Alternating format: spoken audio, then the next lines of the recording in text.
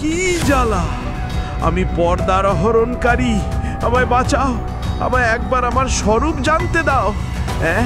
আমি বেশ্যা, আমি স্বামী ঘাতিনী, আমার একটু ভাবতে দেবে? আমি পুত্র হত্যাকারী। হয়তো কারোর কাছে এটি নিম পাতার মতো তেতো লাগতে পারে, যেমন সত্য সব সময় তেতো হয়। আমি মিথ্যা ভণ্ড গুরু, আমি ওদের হত্যা করেছি, আমার নির্বংশ হবে। ওগো, কে আছে? আমি আর দীক্ষিত করব না, আর ভণ্ডামি করব না, আর আমি অবিশ্বাস করব না। আমাদের সমাজে কিছু লোক ধর্মের আড়ালে নিজের ব্যবসা চালাচ্ছে।